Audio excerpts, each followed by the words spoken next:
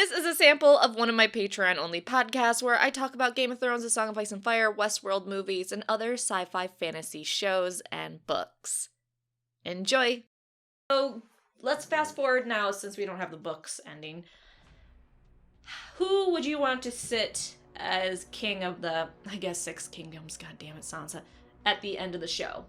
If it wasn't Bran. Or if you think Bran should have, I mean, that's... I still think it should have been Jon. I mean, Jon was... Yeah, he did what he had to do and he didn't want to lead, but by the fact that he didn't want to lead, he was the most suitable for it. I mean, Robert Baratheon never wanted to rule. He just wanted to fucking fight. No, so. He wanted to take over, and he wanted to... He was a warrior. Yeah, he wanted to rule because he wanted to get his way whenever he wanted. He didn't actually want to do the day-to-day ruling shit. And I mean, I feel like Jon was a fantastic ruler. Everybody followed him, and they wanted to support him, and he would have made an excellent king. And Bran would have made an excellent Master of Whisperers for him because nothing gets by that man. Yeah, he'd know everything. Yeah, so it's like, I really think that Jon should have sat on the throne at the end. Because, I mean, Daenerys was clearly, like, out of her fucking mind. I know it looks suspicious too, like, oh, you say your claim, and then you killed the person who also had a claim. But yeah, I thought to get Jon out, after everything he did...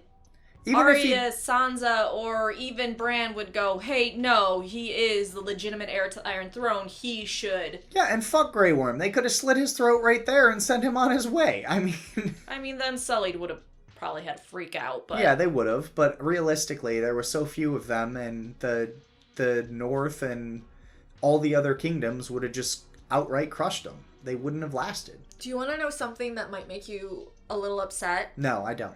Okay, I'm going to tell you anyways. You're an asshole. You know how Bran's small council, the joke from Sam was that Tyrion wasn't mentioned in the history book that takes place from A Song of Ice and Fire, you know, from Robert Baratheon dying to Bran becoming king? Yeah. That's actually canon. That wasn't just a joke like, ah ha ha ha, you're not in the book.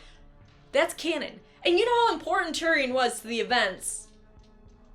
By canon, you mean like even in the books? Not in the books, but in the show. Okay. D&D have that as canon. I mean, it makes sense, but... no, it doesn't make sense, because he was the Hand of the King for a while, even if he was like the... Master of Coin, Hand of King, he's the one that got captured by Catelyn. No, the capture by Catelyn, he's the one that was accused of murdering Joffrey. He's the one that joined with Dany and was her Hand of the Queen.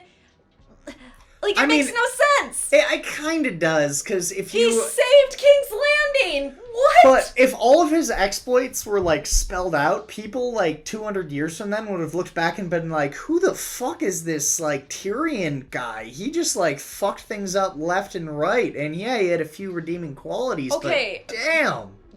The World of Ice and Fire shows people doing the same thing and fucking up throughout. Like, it made no sense that they made that canon. Maybe. It was for a dumb fucking slapstick joke, and it's now canon, and it kills me on the inside. Well, it's show canon. I mean, that's... You always like to preach the show is the show and the book is the book, and you should enjoy them for what they both are. It's dumb.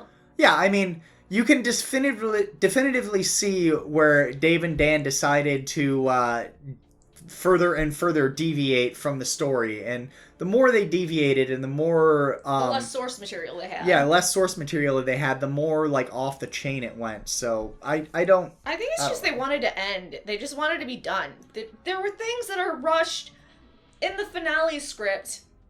This is also canon. You know how Yara is talking about we should let the Unsullied do whatever to Jon Snow because we promised to follow Dany and blah, blah, blah. And Arya goes, don't you say another word about my brother and I'll slit your throat.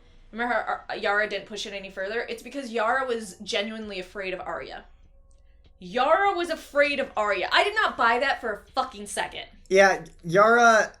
based on what we watched, didn't have any reason to be afraid of Arya because she never saw what Arya did. I mean, she could have been like, oh yeah, look, Arya supposedly killed the Night King, but she probably had help. I mean, literally, you have no idea if you're not there to see something because everything is hearsay. Well, in the script, the finale script that was released, it says, Yara's as tough as they come, but Arya's different. And she was afraid of her. That's why I would choose to be Arya if I got to play That's any so character in the dumb. book. It's so dumb. Arya is a fucking bamf. She has been my favorite character since I started reading the books. Ooh, I have a question for you. Hey, you know how Jon stabbed his ex-fuck buddy, and then Drogon flew up and then started to burn the Red Keep, or the throne room, and the Iron Throne? Yeah. Why do you think Drogon burned the Iron Throne? I mean, I could really see that one going two ways. It could be my mom wanted this, and it caused her so much toil and anguish and caused her to lose so much that I'm just gonna burn it. And it could also be my mom wanted this, and she's dead because you all wanted this, so fuck you, no one can have it. Wrong, dummy! The canon reason for the show is it was a dumb bystander that got caught up in the flames. It was a whoopsie. It had no symbolism. Get the fuck out of here. D&D make me want to cut my wrist. Really? That was the reasoning? It was a dumb bystander. I know, we're like, oh, this is amazing symbolism. Either he did it because if my mommy can't have it, no one can, or this is the obsession that led to the death of my mom. Fuck this thing. No, it was a fucking accident. You know, that kind of reminds me of, I remember taking English classes back in high school, and the teachers would always harp like, oh, when you read the story, think about the message they're trying to convey. And, you know, idiot high schooler me was like, one of these days I'm going to write a story, and I'm going to purposely not have any message to the story whatsoever, just so idiots in the future can read my story and decide what the message I was trying to convey is when there isn't one. And I feel like that's exactly what they just did, isn't it?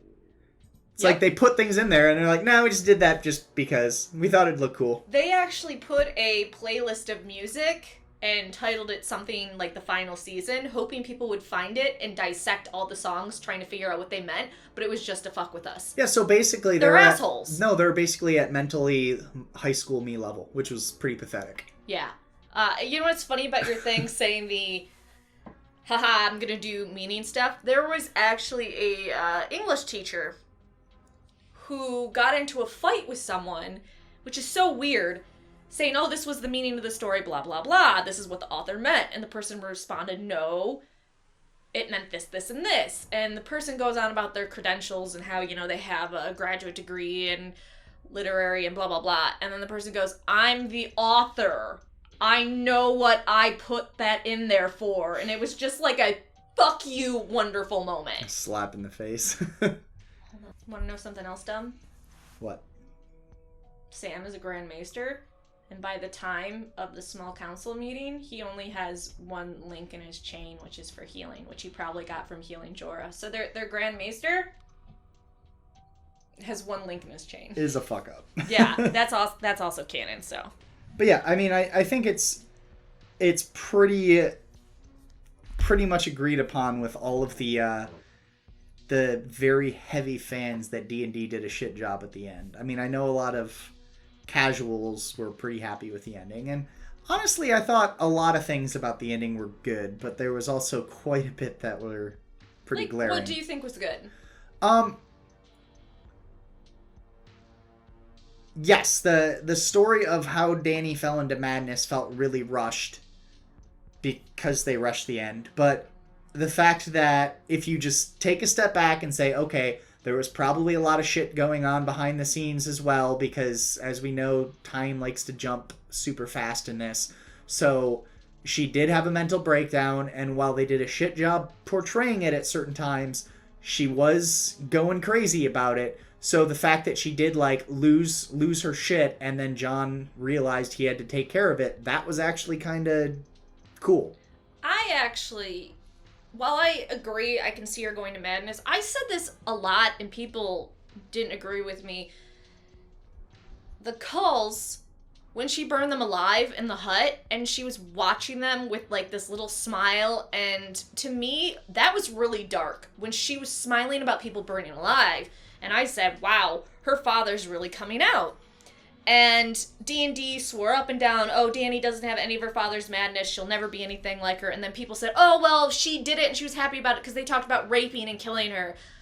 And I was thinking, what kind of disturbed fuck are you that you enjoy watching people burn alive because they threaten to do shit to you? Yeah, they're fucked up, but really? You're gonna smirk and watch them burn to death and you think that's okay? So I started to get hints that maybe Dani, and even when she was in Marine and she nailed up the masters who had nailed up the kids, but it wasn't just them. She just nailed them up the same amount as a message. And then it was found out, okay, some of those people you nailed up actually didn't put those children up there, fought against it, and were actually fighting to make things better in Marine, and you fucking killed them. Yeah. So I saw it, and I think they were building. If they would have given us a few more seasons and we saw it get more and more intense, it was too sharp of a turn. Her madness was too much of a drop. If they went at the pace they were going in other seasons of just this, it starts that up, and because it's a slippery slope, right? That's why they say you have to be really careful what you allow, and that was why Batman always had his no-kill rule, because it's a slippery slope. Okay, it's okay to kill this person.